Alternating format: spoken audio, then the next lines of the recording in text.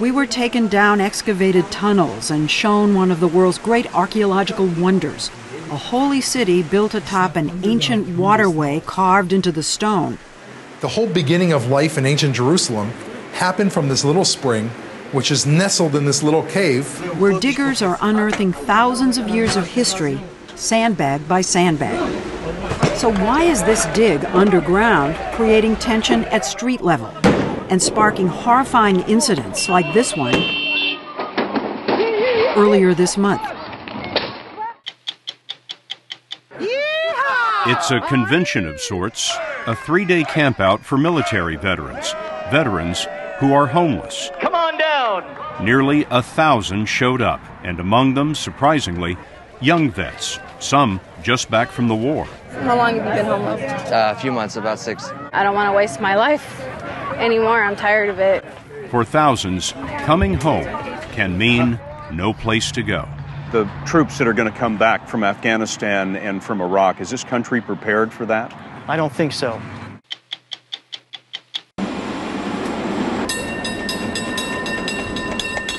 You're about to see a remarkable footnote to history. A film made more than 100 years ago on Market Street, San Francisco's main thoroughfare. Teddy Roosevelt was president then.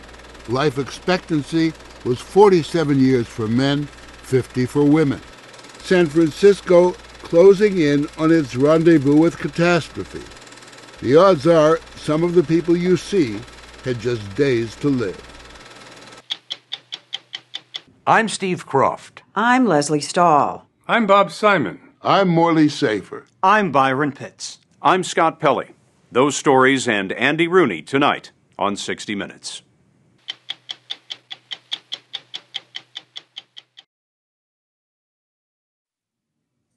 Jerusalem is one of the holiest cities on earth for Jews, for Muslims, and for Christians. It's also one of the most difficult issues at the negotiating table as Palestinians and Israelis struggle to continue the peace talks.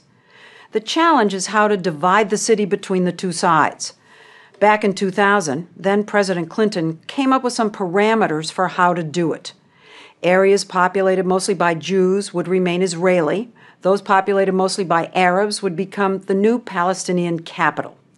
That meant that for the most part, East Jerusalem would go to the Arabs. Well, it's not so simple anymore. In the decade that's elapsed, more and more Israeli settlers have moved east into the Arab-populated areas. One place where it's gotten especially complicated and volatile is the Arab neighborhood of Silwan. The complication in Silwan involves an Israeli archeological dig called the City of David. Go to Jerusalem today, and you'll likely visit the City of David, one of the world's great archaeological wonders, where diggers are sifting back through time, scores of workers filling hundreds of buckets, unearthing thousands of years. This tunnel is 3,850 years old. And this was the way it was. This is exactly original. Look at these stones. You can even see the chisel marks along the walls. Daron Spielman is the site's international director of development. This is the original old flooring. These are more ritual baths or water cisterns. He led us down to an ancient waterway carved out of the hard stone.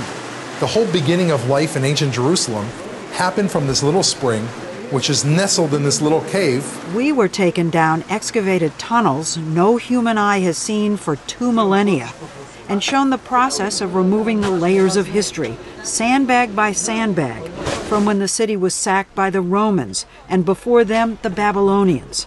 This was the first time I'd ever done an interview in a Canaanite fortress. So this structure was here when Abraham was here. That's right. He saw it with his own eyes. He saw this. He saw this. That's a bit of a stretch. Archaeologists tell us that no one has found any evidence that Abraham was ever here. It's controversial that the City of David uses discoveries to try to confirm what's in the Bible, particularly from the time of David, the king who made Jerusalem his capital. People believe that when King David captured the city, he snuck underground through this tunnel, which led him underneath the city wall up into the city. 500,000 tourists visit the site every year, with guides who try to bring King David to life. There's an implicit message that because David conquered the city for the Jews back then, Jerusalem belongs to the Jews today. Today, I've seen scores and scores of soldiers coming through. It's part of their cultural day to try to learn about what they're fighting for. And when we bring them here, they understand that they're not just fighting for today. They actually represent the return of the Jewish people to Israel after thousands of years. So archaeology is being used as a political tool. Maybe, I hate to use the word, but indoctrination almost. I wouldn't call it indoctrination. I would call it giving meaning to life, giving meaning to why we're here. But for all the talk of King David, one thing is glaringly missing here at the City of David. There's actually no evidence of David, right? There's no doubt that this is the City of David from the Bible. There's no doubt that the Bible took place here. Proof of David himself, until we find the actual name, we can't say. Another problem is an inconvenient truth that biblical Jerusalem is not located in the western half of the city. It's right under the densely populated Arab neighborhood of Silwan. And according to the Clinton parameters, Silwan should be part of a Palestinian state. To remedy that, organizations that move Jewish settlers into Arab areas have infiltrated Silwan. Under heavy security, a group of settlers live in this 7-story building. They've barricaded themselves in and refuse to leave. With some 450 Jews living among tens of thousands of Arabs, Silwan is now at the center of the battle to keep all of Jerusalem under Israeli control. So how does the City of David tie into this? Well, while a government agency oversees the excavations, the dig and the site are largely funded and run by something called Elad. Daron Spielman works for Elad, which claims they're not a settlers organization, though people we spoke to say they are.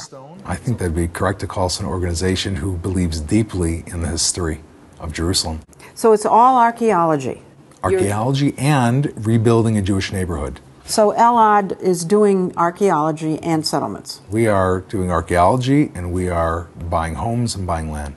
But is it Elad's goal to ease the Arabs away from right where we are right now? Put it this way, if there's a home that an Arab wants to sell, and I have the money to buy it, and I can enable a Jewish family to live there, and I can dig archaeologically underneath it, then I think that's a wonderful thing to do. The Arabs say it's a provocative thing to do. Devout Jews, Yonatan and Devorah Adler, live in one of the houses Elad bought. Elad has raised tens of millions of dollars, half from the United States, and buys these homes on land the Palestinians claim for a future state. The Adlers raised their 6 kids here on the actual dig. The City of David is where Jerusalem began. This is where prophets walked. This is where half of the Bible was written. This is what we're talking about. And yet, when you see those maps, it's over on the Palestinian side. Yeah, well, maps are written on paper. This is written on our hearts. But it is one of the proposals on the table. I'll tell you, Jerusalem cannot be divided. Jews would never allow it. The Adlers say they don't mind living behind gates and having guards on their roof. They would never consider leaving. But you're like a soldier on the front line. I don't think we see ourselves as soldiers at all. We see ourselves very much as regular, everyday people living in a very, very special place. Palestinian Jawad Siam was born in this very, very special place and says he can trace his roots here back 930 years. He's pessimistic about the Palestinians ever having their own state. What will happen to this village if there's a 2-state solution? I don't think there will be a 2-state solution. It's not possible to do it. Today, the settler groups are much stronger than before. The settler groups in Jerusalem, they are controlling. He's angry that Elad bought his grandmother's house and moved a number of Jewish families in. So he's become an activist leader in Silwan, where there have been a string of escalating confrontations. In this protest at the City of David, Jawad got into a shouting match with a site worker behind a gate. And you will be rubbish of the history. There is no proof that King David was here. You want to take our village. Some of the incidents have become violent, like this one just 9 days ago. Boys were throwing stones at passing cars. Watch what happens next. as two of the boys get hit by one of the cars. The driver was, of all people, the head of Elad. He later went to the police and said he hadn't stopped because he felt his life was in danger. Both boys survived, one with a broken leg. Fighting often erupts here with Israeli guards brought in to protect the settlers. Clashes are daily inside Silwan between the villagers and settlers and the gun guards for the security there. The government pays for the gun guards? It's tax money. I pay it. Everyone who is paying taxes is paying You this. pay taxes, and that money goes to pay for the guards to guard the settlers. Yeah, of course. So you're helping guard the settlers? Yeah, I'm a fan of the settlers, of the gun guards. Jawad says that Elad uses the dig's archaeological prestige to hide its aim of moving the locals out. And he believes that the tunneling is a way for Elad to extend its reach deeper into Silwan. They think you're digging under their houses. It does at points go underneath homes, deep underneath the ground, which is why we have these metal supports around us. But it's under Arab homes. It's under Jewish homes, Arab homes, and a road. What concerns these residents, Lesley, is not the tunnel. It's where the tunnel's going. It's what the tunnel means that concerns them. Well, where's the tunnel going? The tunnel one day will open into the Western Wall Plaza, and you will have undergone an experience that shows the Jewish temple was important 600 years before Muhammad. To understand why this is so explosive, you have to understand the geography. Silwan lies in the shadow of some of the holiest sites in the world, Judaism's Western Wall and Islam's Dome of the Rock and Al-Aqsa Mosque. There's a feeling of encroachment. The Arabs feel it. There's no other place in the world that Jews want to live more than here. The Arabs have Mecca, they have Medina, and they may also be interested in Jerusalem, but for the Jews, this is our only home. That feeling of Jewish encroachment has been heightened by the mayor of Jerusalem, Nir Barkat, who is doing all he can to make sure East Jerusalem remains under Israeli sovereignty. We have to maintain a united Jerusalem. The mayor brought us to a hilltop over Silwan to show us his latest project called King's Garden. This is the most important area in the world. In the whole world? Definitely. And in the valley, right there, below us, is where King's Garden was. He wants to create a Bible-themed garden and turn it into a tourist park adjacent to the city of David. But as with the dig, the local Arabs see this as another attempt to gobble up their side of Jerusalem. Building the mayor's park requires demolishing 22 Arab homes in Silwan. If you began to demolish these houses, it would be explosive, wouldn't it? That's why you have to be very smart and sensitive dealing with an area so important in the city of Jerusalem. He says that area is a slum in which the houses were built illegally, and his plan will fix that. But the locals want to stay in their homes. I heard you wanted to evict people. Where are those houses? That's just not true. Well, wait, if you make a park, then those houses can't be there anymore.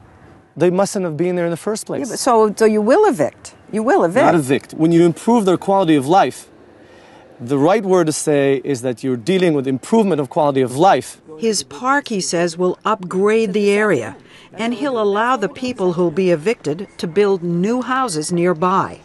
But locals tell us the only way to do that would be to build on top of other homes in Silwan. The European Union, the United Nations, has criticized this plan to get rid of these 22 homes.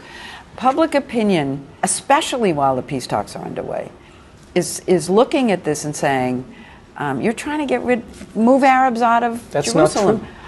But that's the way it looks. And my question is, why not wait till the peace talks are settled? Lesley, the facts are wrong. Those structures are illegal. They're sitting on an area that the world wants to be part of a city that is flourishing, that is clean, that is beautiful.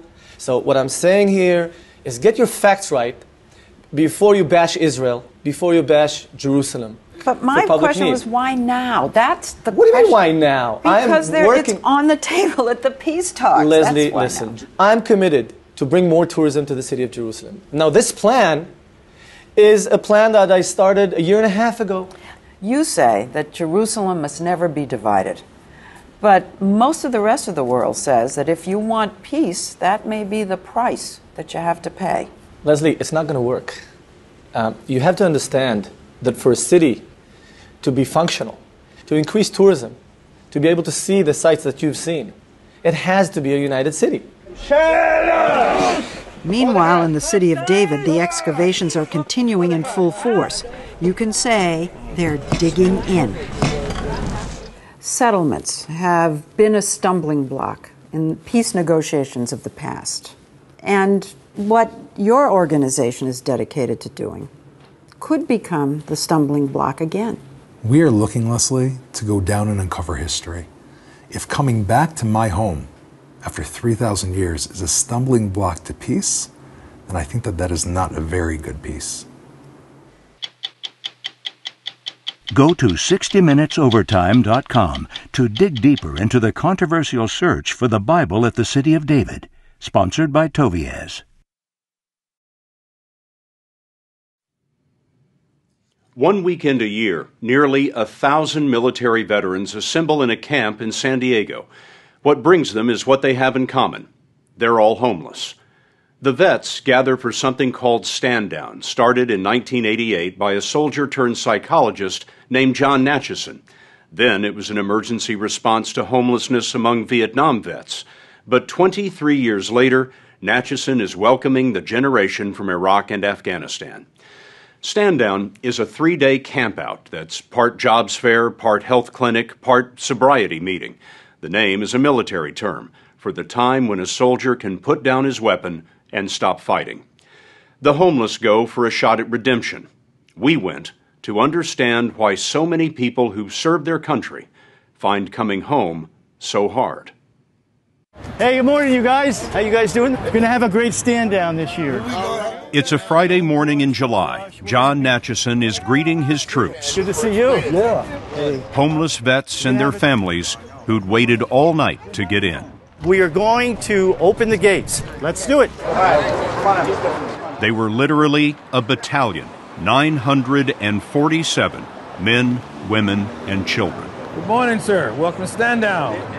We'd like to give you a breakfast bag and something to drink. All right. When people come in, they're instantly transported back to the military, a time when they wore the uniform, where they were proud, where they were walking tall. You want them to remember a time in life when they were proud of themselves. I want to evoke that person in them.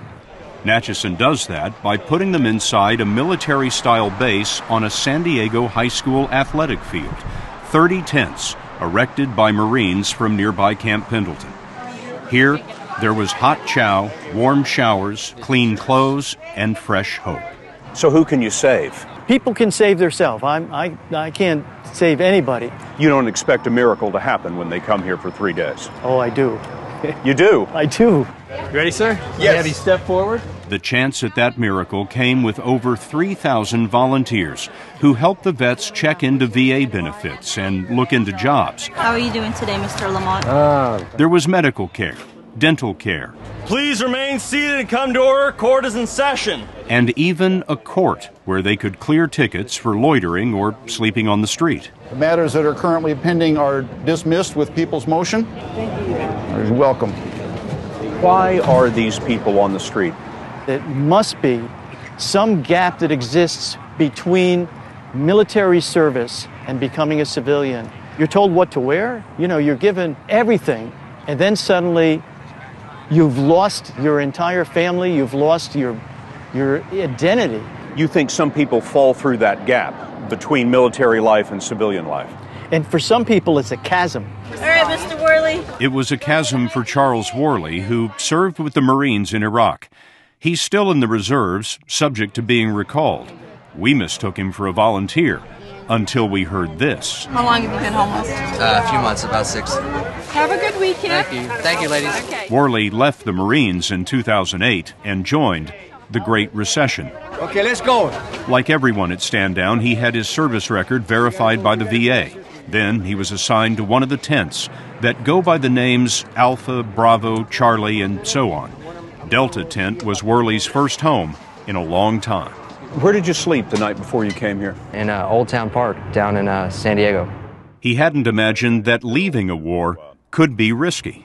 I got used to the structure and was having a hard time adapting to civilian life, because if you change commands or you move from job to job in the Marine Corps, they give you a checklist. Life gets pretty simple. Yeah, it's pretty simple. It's, you know, they say turn right, you turn right as fast as you can without bumping the guy next to you. I didn't have a checklist when I got out. Without a checklist, Worley burned through the combat pay he'd saved before he looked for a job. Turns out, unemployment among these young returning veterans is double the national rate, about 20%. The VA tells us that already there are more than 9,000 Iraq and Afghanistan vets living on the street. Charles, what's it like out there living as a homeless man? As sad as it is to say, I've gotten good at being homeless. When you have 2 pairs of jeans, a pair of shorts, and 3 shirts, and you don't have any money to wash them, after a while that you start to smell, and you know you smell, and so I just try to avoid people. So you keep moving? Yes, sir. Hey man, how's it going? It's a familiar story for John Natchison, who, as a clinical psychologist, has been working with vets for almost 30 years. It's a new generation of homeless veterans. It is. This group is becoming homeless quicker than the Vietnam veteran. Vietnam vets came back. It took about 8 to 10 years before we started really seeing them on the street, homeless. This group is coming back, and within a year, they're ending up on the street. And my best hunch is that for many of them, it's these redeployments again and again. Over the last 9 years, 800,000 troops have been redeployed, sent back to combat at least once.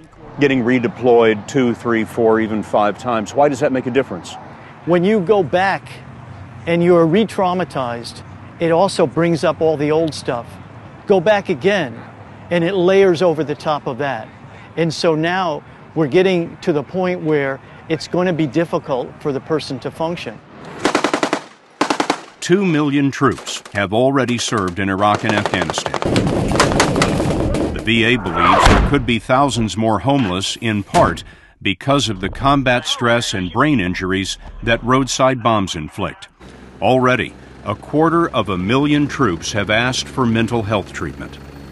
The troops that are going to come back from Afghanistan and from Iraq, is this country prepared for that? I don't think so. I mean, this stand down alone. Oh, yeah. Saturday morning, we met Marguerite Summers and learned about something else that's new. There are more women among homeless vets because women now make up 14% of our forces. Summers is a former sailor who served until 1999, and she too had trouble making that transition from military to civilian life. Shortly after getting out of the Navy, she got divorced and began drinking. Now, homeless 3 months, she is desperate for help with her alcoholism and meth abuse. I have more potential than that, and I don't want to waste my life anymore. I'm tired of it, and this has given me new hope. You said that you'd lost everything and your family. Mm-hmm. I lost my son a year ago because of my abuse issues. I owned a home, I lost that. I lost my family's support. I lost my job, wound up with a bunch of legal issues. You know, I was facing prison time. Just nothing good came out of it.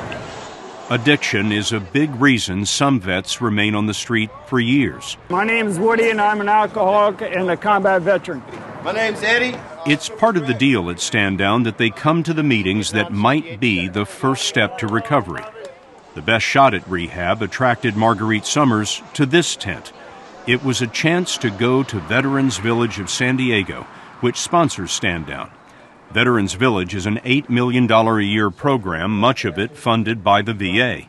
It offers nearly a year of inpatient rehab, but it's overwhelmed. Funding is limited, and they were taking applications to choose only 68 patients out of the 947 at Stand Down. Do you want to get clean? You know? Okay. They were looking for people who seemed motivated. Summers wouldn't find out whether she made the cut until the next day, Sunday. As we walked around the camp, we found some of the reasons that homelessness among vets is a chronic problem, with 250,000 on the streets last year. A lot of it is addiction and debilitating illness. Thank you very much. Bill Yarling was more typical of those at Stand Down. Older, an Army medic in the 1980s, he'd been disabled by years of epileptic seizures. Here, Yarling knew what no one else could see, that the soldier inside hadn't surrendered. He washed off a year of homelessness and, if nothing else, enjoyed a ceasefire from the struggle on the street. It's hard to explain, it really is, but it just makes you feel better about yourself. You get back in touch. Get back in touch with person reality. you were. Yeah. Before you were exactly. homeless. It is. You can tell I did. You know. But it's not easy living on the streets. Okay. Yarling came looking for housing, but he found what Charles Worley discovered. Sometimes the programs don't match the need. No, I have a bed problem. I need somewhere to sleep. And if telling them I have an alcohol problem gets me a place to sleep, I'll sit through the AA meetings and the classes so I can go to sleep at night and not have to worry about anything. Worley and Yarling couldn't get into available housing because they don't need rehab.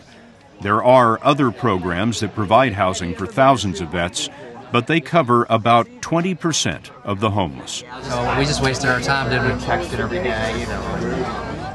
Stand Down can't track 1,000 homeless vets, so there's really no way to know how many might have picked up a lead on a job or a home, or how many decided finally to stick to their recovery meetings. What we could count were those chosen to go into that Veterans Village inpatient rehab program. Sunday morning, the vets came in one at a time, and most heard there was no room for them. Ouch. Marguerite Summers, who had no place to go, came in next. You followed through this weekend, and we think you'd be a great candidate. Okay. Congratulations. I made it. Why do you think you can do it now? I know I have that hope restored in me, and I have the resources, and I just know that's what I need to do now, and I want it for myself. You know, I'm done living like this. All right, we need everybody in this picture. Come on now, everybody in this picture. Sunday afternoon. Ready? Yeehaw! Stand Down ended with what they called graduation. Come on down. Left, right, kilo! They marched with military pride for one last shot of self-esteem.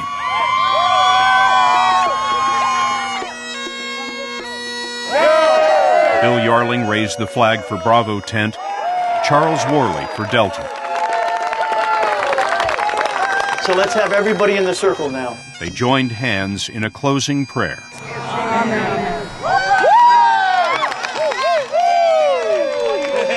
Then it was time to leave. And when you see them leave, you think what? It's hard. It's like, you know, Godspeed, you know. And there's so much that people need to do to be able to reach that escape velocity from being homeless. I hope that they get it. I hope that they have it. Recently, the VA set a goal of ending homelessness among vets in 5 years. The government will spend $1 billion next year on housing and rehab. But the 23rd annual Stand Down turned out to be the largest ever. This is just great. Marguerite Summers was among 68 who drove to rehab, while 879 others, including Bill Yarling and Charles Worley, picked up their burdens to rejoin their battles. Fresh troops fell in with a column that spans generations.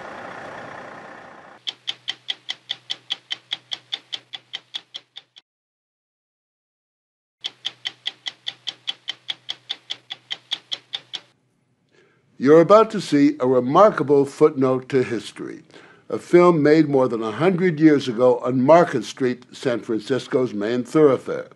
In fascinating detail, it shows how people lived and traveled and dressed in what was then, as now, the Golden City of the American West. The film is well known to historians, but who made it and why? And most important, exactly when?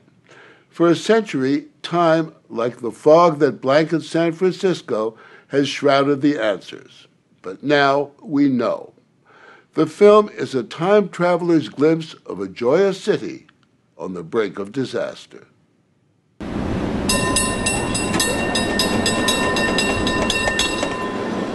Our trip into the past begins on a San Francisco streetcar built in 1895. It still comes out once in a while and carries passengers down the main street. It looks just like a cable car because it was built by the people who built the cable cars. Our tour guide is Rick Labshire of the Market Street Railway, a nonprofit group that keeps the city's vintage trolleys rolling. This is the main artery of San Francisco and always has been. Market Street is 3 miles long, 120 feet wide. The beating heart of the city since the days of the gold rush. This is where the original film started, right here about 8th Street. Right here is where the past comes alive, thanks to a camera mounted on the front of a cable car a century ago, catching glimpses of fashion, faces, and the helter-skelter of city traffic, horses, trolley cars, and that new devil's own invention, the motor car. You can see when people turn to look at the camera, it was really the shock of the new. Can you imagine? Here comes this contraption down the street with these guys hand-cranking this camera furiously. Others had made films of San Francisco starting in the 1890s, but this cameraman had the good sense to simply turn it on and leave it on.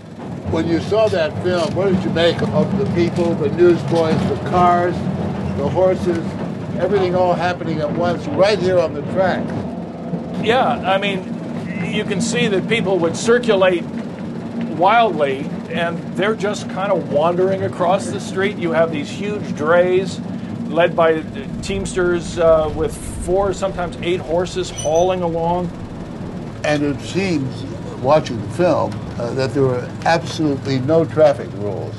It seems like it. Sort of people, it was optional to stay to the right. But, you know, it seemed to be honored in the breach. People will tell you today that Market Street is still that way. Looking back a century from the same spot on the same street is an eerie sight. Teddy Roosevelt was president then. Life expectancy was 47 years for men, 50 for women, most of whom still couldn't vote. And no one, man, woman, or child, went out without a hat. The last few blocks of Market Street today, banks and brokers, it's Wall Street West. A century ago, the wholesale district offering coffee, tea, and spices, a time when a decent salary was $400 a year, a time reborn on film. It's left us an astonishing record, the likes of which we rarely see. Quality. Film archivist and historian Rick Prelinger owns the clearest of the 3 surviving copies of the film. This is over 100 years old, but the image quality is just absolutely excellent. How fragile is this? Extremely. This is a digitally restored, high-definition copy seen here for the first time on television. What is it that moves us so when we see something like this? It's uncanny. First off, to see something that's so old, and almost an alternate universe, really. I love when the little kid is in the carriage ahead of the streetcar and opens up that curtain and peeks out. And then at the very, very end, the streetcar turns around and you have a glimpse of newsboys looking at the camera and waving just for a few frames. It dazzles audiences. People applaud this film. It ends here, at the Ferry Building on San Francisco Bay. The movie is a small gem about a much larger gem, this magnificent city on the hills. But it's more even than that. It's a mystery quite literally ripped, as they say, from the headlines of the past. It just seemed like it was an important enough film that something must have been written about it somewhere, and why not try and figure it out? I'm like that. David Keane is another movie historian, a man obsessed with unlocking the secrets of the Market Street film, who spent days, weeks, months at the San Francisco Library scanning old newspapers for clues. Judging from the state of the construction on the various buildings along the way, The Library of Congress had dated the film to September of 1905. Screening it over and over, Keene wasn't so sure. There's some water between the tracks there, reflection. The film showed puddles from a recent rain. But the San Francisco newspapers from September 1905 showed no rain at all. Clear, zero precipitation. More clues came from the surprising number of cars. There were only a few thousand of them in the whole country in those days, and it appears the drivers on Market Street were recruited to fill up the screen, circling round the camera to make the city look more lively. Was that one of the cars registrations you were able to identify?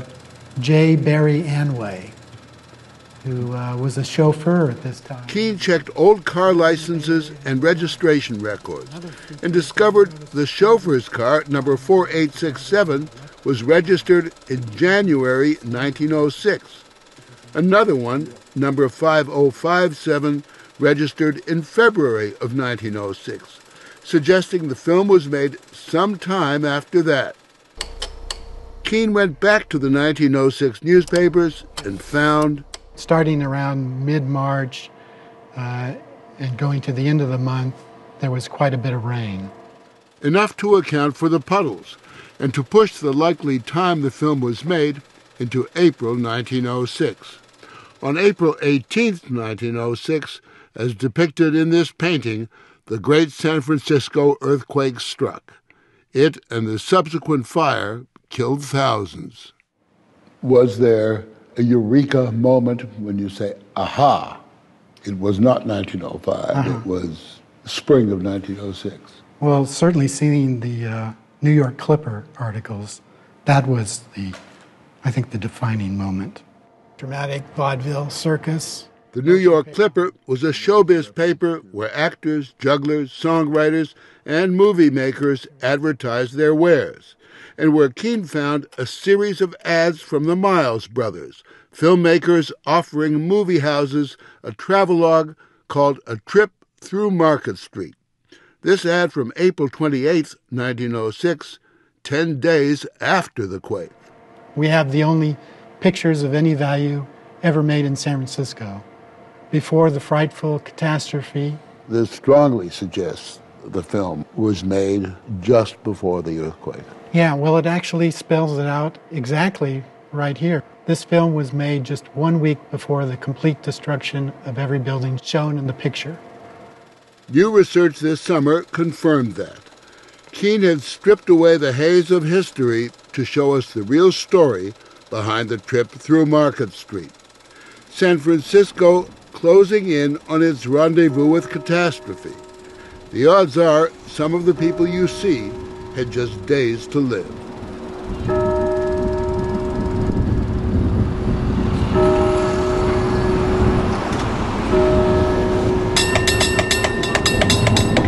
When you look at that film, all you can think of is what was about to happen. It takes on a power that is almost inconceivable, because you can look at the buildings and know with certainty that almost all disappeared. You can look at the people on the street and wonder who survived. You're watching a shade fall over an era. This is Market Street after the quake and fire. Among the buildings destroyed, the offices of the Miles brothers. Their film of San Francisco in happier days barely survived. They'd shipped it to New York by train just the night before the quake. Knowing that it was our relatives that did that, we were very proud. Scott Miles and his uncle Dwayne are descendants of Earl Miles, the man who supervised the filming. They have one of his cameras and a family album of still pictures the Miles brothers took of the damage and the city's refugees. But they never knew the Miles brothers made the Market Street film until David Keene uncovered the story. David Keene just produced so much wonderful information for us, and we're astounded. What is it about the trip down Market Street? Why do you think people are so moved by it? I just see the people there, and they don't know what's about to hit them. And you can't help but feel for them. Yeah, it's just how vulnerable we are. As for the man who figured it all out, he was armed only with a computer, the internet, and an incurable curiosity. Here's some film that we found up in the projection booth. Keene understands well the strange power of images from the past. In the California town of Niles, a throwback itself to a gentler age, Keene runs a theater devoted to silent films. Charlie Chaplin himself made movies in Niles and watched them in this very room, where this night, the film to which David Keene gave new meaning, A Trip Through Market Street, is the star attraction.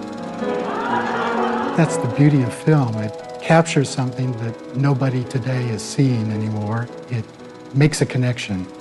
Young and old, they still react with amazement to it.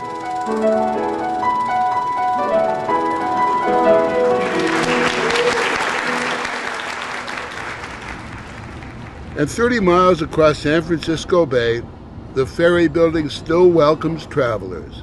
And Market Street, a century later, rolls on and on.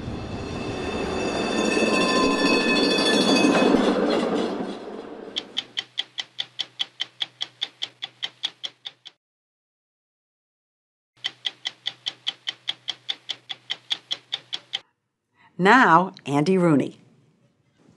I'm sort of worried because I've been getting a lot of good mail recently. I don't know, maybe I'm getting soft. Of course, I like getting letters that say I've done something well, better than letters that call me an ignorant idiot. Get some of those too, of course. Scotty Casey from Austin, Texas wrote, "I am a huge fan of you and your work. I think you are the most talented and creative writer on the planet. You are the reason why I watch 60 Minutes. Well, thank you, Scotty. I wish you hadn't finished your letter by asking for an autographed picture of me, though. Makes me wonder if you really meant what you said. I tell a lot of people who ask for my autograph that if I send a picture or an autograph, you'll be the first one. And you'd be the first one, Scotty." A nice but strange letter from Carol Vavona in Hackensack, New Jersey. She writes, "We look forward to your commentary every week.